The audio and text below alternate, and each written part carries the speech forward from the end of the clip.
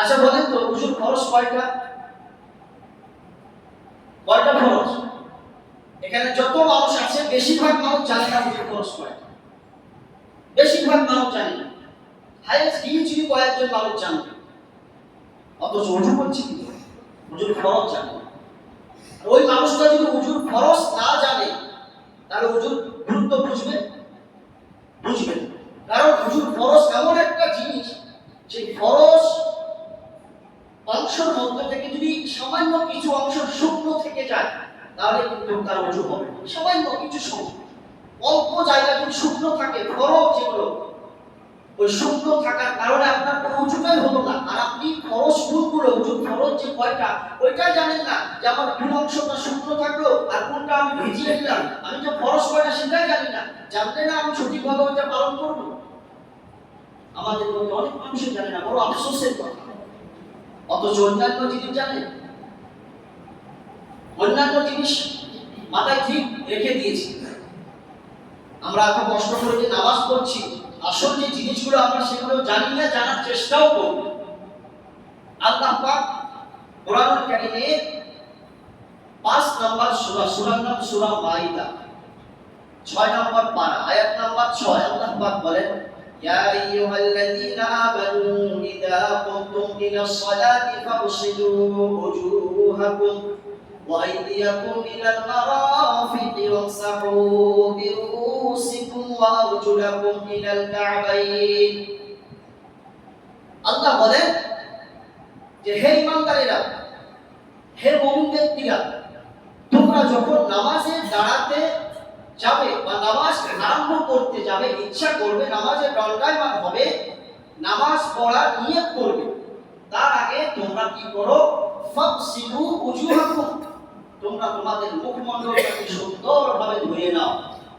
এবার আমাদের মধ্যে অনেকেই জানি না মুখমণ্ডলটাকে কতটুকু জায়গাকে মুখমণ্ডল বলে, এটা আমরা অনেকেই জানি না। শিখে নেন মুখমণ্ডল কাকে বলে। মুখমণ্ডল হচ্ছে আপনার এই যে পেশাবি চুল রয়েছে, এই যে চুলগুলো রয়েছে, কপালের চুল, এই চুল থেকে নিয়ে আপনার এই টুকরি পর্যন্ত, এই কানের লতি থেকে নিয়ে এই কানের লতি পর্যন্ত, এই পুরো জায়গাটাকে বলা হয় মুখমণ্ডল।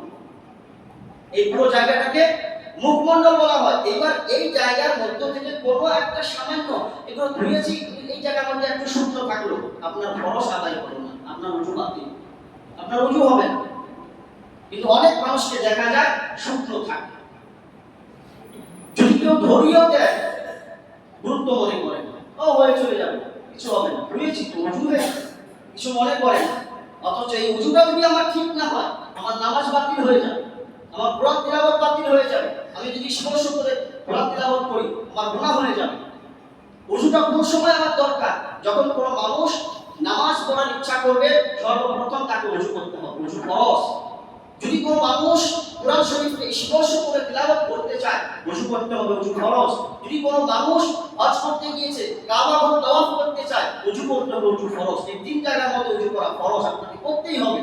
বিনা উজুতে আপনার এই তিন কাজ সম্পূর্ণ হবে না, গুনাহ হবে না। তাহলে বুঝে নিলাম মুখমণ্ডল কাকে বলে। এই জায়গার মধ্যে থেকে সামান্য কোনো একটা জায়গা যদি আপনার শুকনো থাকে, আপনার উজু হবে না।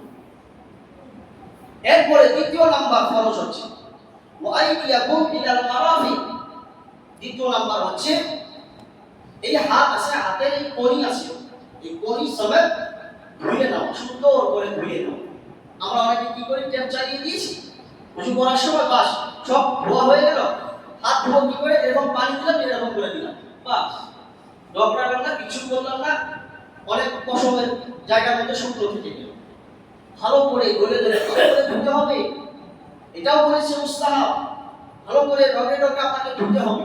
যদি কোনো একটা সামান্য জায়গা, যদি এগুলো ধুয়েছি, কিন্তু এখানে একটা শুকনো আছে, আপনার উজু করুন, ফরজ আপনি আদায় করলেন, আপনার উজু হলো না। এই জন্য উজু করার সময় পানি যখন দিয়ে হাত ধুবো, তখন ভালো করে রগে রগে আমরা ধুবো। এগুলো আপনার দ্বিতীয় ফরজ। তৃতীয় ফরজ ওয়ামসাহু বিরুউসিকুম, মাথা মোছা করতে হবে। মাথা মোছা অনেক মানুষ জানে না, মাথা মোছা কিভাবে করতে হবে। মাথা মোছা করাটা ফরজ। 4 ভাগের 1 ভাগ যে আপনি মাথা মোছা করবেন, এটা অনেক মানুষই জানে না।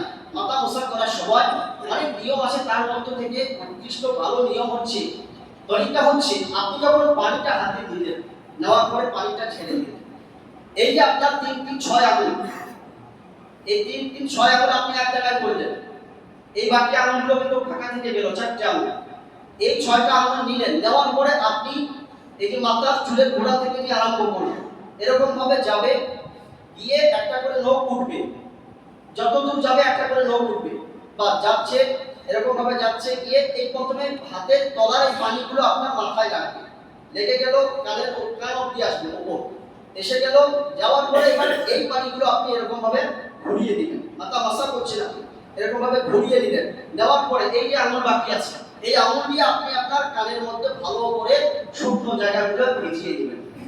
এটা ফরজ, মাথা মাসা করা, ভালো করে ভিজিয়ে দিবেন। দেওয়ার পরে এই 2 আঙুল বাকি আছে, এই 2 আঙুল দিয়ে আপনার কানের পিঠ সুন্দর করে ভিজিয়ে দিবেন। নেওয়ার পরে এই 2 জায়গা বাকি আছে, এই 2 জায়গাতে আস্তে করে হালকা করে এরকম গার্দান মুছাবেন। এই হলো আপনার তৃতীয় ফরজ। চতুর্থ ফরজ ওয়াইতিয়াকুম ইলাল কাবাইন। চতুর্থ ফরজ হচ্ছে 2 পায়ের টাকনু সমেত ভালো করে ধুয়ে দিতে হবে। অনেক সময় আমরা কি করি, যারা চপ্পল পরে, চপ্পল ব্যবহার না করার কারণে ধুলোবালি পায়ের মধ্যে থাকে, এই যে শিরা এরকম দাগ দাগগুলো আছে, ধুলোবালি লেগে যায়। উযু করার সময় আমি যদি সেগুলো ভালো করে ধুয়ে না নিই, আগে ভালো করে যদি রোগে না নিই, তাহলে কি হবে দেখবেন উযু পরেও পানি দিয়ে ভিজানোর পরও ওই জায়গাগুলো দাগ দাগগুলো কিন্তু শুকনো থাকে, সাদা সাদা কিন্তু রেখা দেখা যায়, তার মানে ওই জায়গাগুলো আপনার ভিজে না। তাহলে যদি না ভেজে তাহলে আপনার উযু কিন্তু হলো না। তাহলে কি করতে হবে, ভালো করে উযু করার সময় ভালো করে যেগুলো ফরজ করতে, ফরজগুলো তো ধুতেই হবে, এছাড়াও যেগুলো সুন্নাত আমরা পরস্পর আদায় করি, প্রত্যেকটা জিনিস পরস্পর ভালো করে রগড়ে রগড়ে ধোয়াটা মুস্তাহাব, এটা ভালো করে ধুতে হবে। উযুর ফজিলত এবার দেখেন, উযু করলে যে কি ফজিলত, মুসলিম শরীফে 244 নম্বর হাদিস, আল্লাহ রাসূল সাল্লাল্লাহু আলাইহি ওয়াসাল্লাম বলেন, যদি কোনো মানুষ, যে ব্যক্তি উযু করছে, উযু করার সময় সে যদি ভালো করে তরিকা মেনে উযু করে, পরস্পর সে প্রত্যেকটা অঙ্গ প্রত্যঙ্গ ধারাবাহিকভাবে ভালো করে ধুয়ে উযু করছে, যখন মুখমণ্ডল ধোয়ার সঙ্গে সঙ্গে এই মুখের দ্বারা যত গুনাহ হয়েছিল, এখানে সগীরাও বলে নাই, কবিরাও বলে নাই, কিচ্ছু বলে নাই, যত গুনাহ আপনার হয়েছিল মুখের দ্বারা, আপনার এই গুনাহগুলো মুখের পানিটা লাস্টে যে পানিটা টপকাবে, এই লাস্টের পানিটা টপকানোর সঙ্গে সঙ্গে আপনার মুখের দ্বারা যত গুনাহ হয়েছে সব গুনাহ আল্লাহ মাফ করে দিবেন, সুবহানাল্লাহ। এরপরে আপনি যখন হাত ধুবেন, হাত ধোয়ার পরে এই হাতের দ্বারা যত গুনাহ আপনার হয়েছে, উযুর পানি লাস্টে যে পানিটা টপকাবে, ওই পানি টপকানোর আগে আগে আপনার হাতের সব গুনাহ আল্লাহ মাফ করে দিবেন, সুবহানাল্লাহ। এরপরে আপনি যখন পা ধুবেন, পায়ের দ্বারাই আপনার যত গুনাহ হয়েছে আল্লাহ মাফ করে দিবেন। উযুর পরে ওই মানুষটা, আল্লাহ রাসূল বলেন, ওই মানুষটা একবারে সম্পূর্ণ নিষ্পাপ হয়ে যায়, বেগুনাহ মাসুম হয়ে যায়, বলে সুবহানাল্লাহ। এটা উযুর ফজিলত, অথচ আমরা উযুকে গুরুত্ব দেই না। উযুকে গুরুত্ব দিতে হবে বেশি করে, কারণ উযু শুধুমাত্র আমার শারীরিক অঙ্গ প্রত্যঙ্গের কিছু নির্দিষ্ট অঙ্গ শুধু ধোয়া, এর নামে উযু নয়। উযু হচ্ছে আধ্যাত্মিক, আমার শরীরের ভিতরে যে আধ্যাত্মিক যে জিনিসগুলো আছে, খারাপই আছে, এই জিনিসগুলোকে পবিত্র করার নাম হচ্ছে উযু। উযুর অর্থই হচ্ছে পবিত্রতা অর্জন করা। এই পবিত্রতা আমি যখন অর্জন করব, আমি সাবধান হয়ে অর্জন করবো নাকি? সাবধান হয়ে আমাকে অর্জন করতে হবে। এই জন্য ভাই মহতরম দোস্ত, আল্লাহ রাসূল সাল্লাল্লাহু আলাইহি ওয়াসাল্লাম আরো একটি হাদিস বলেছেন, বুখারী শরীফের 159 নম্বর হাদিস, আল্লাহ রাসূল সাল্লাল্লাহু আলাইহি ওয়াসাল্লাম বলেন, যে ব্যক্তি ওযু করলো, করার পরে সে যদি আল্লাহকে খুশি করার জন্য মনোযোগ সহকারে 2 রাকাত, মাত্র 2 রাকাত তাহিয়াতুল ওযুর নামাজ আদায় করে, আল্লাহ রাসূল বলেন ওই মানুষটা, আল্লাহ পাক তাকে তার পিছনের সব গুনাহ আল্লাহ মাফ করে দেবেন, সুবহানাল্লাহ। এই জন্য আমরা ওযুটা সঠিকভাবে করব, এবং ওযু করার পরেও আমরা যদি ফাঁকা টাইম পাই, অনেক মানুষ আছে নামাজ পড়ে, ওযু করার পরে 2 রাকাত তাহিয়াতুল ওযু পড়ে, দেখেছি, যদি ফাঁকা টাইম পাই, গল্প গুজবের সময় না কাটিয়ে আমরা 2 রাকাত পড়ার চেষ্টা অবশ্যই করব। এসে দেখছি জামাত আরম্ভ হওয়ার এখনো 3-4 মিনিট বাকি আছে, বসে না থেকে 2 রাকাত নামাজটা পড়ে আগে বসে যাও, এটা বুখারী শরীফের অন্য আরেক হাদিস, মসজিদে এসে দাখিল করো, 2 রাকাত নামাজ পড়ো, তারপরে বসে। এটা বুখারী শরীফের হাদিস। এই জন্য ভাই মহতরম দোস্ত বুজুর্গ, আমরা ওযুর যেগুলো নিয়ম আছে সঠিকভাবে আদায় করব এবং আগামী সপ্তাহে ওযুর সুন্নাত কি কি এবং ওযু ভাঙে কি কি কারণে আগামী সপ্তাহে ইনশাআল্লাহ আলোচনা হবে।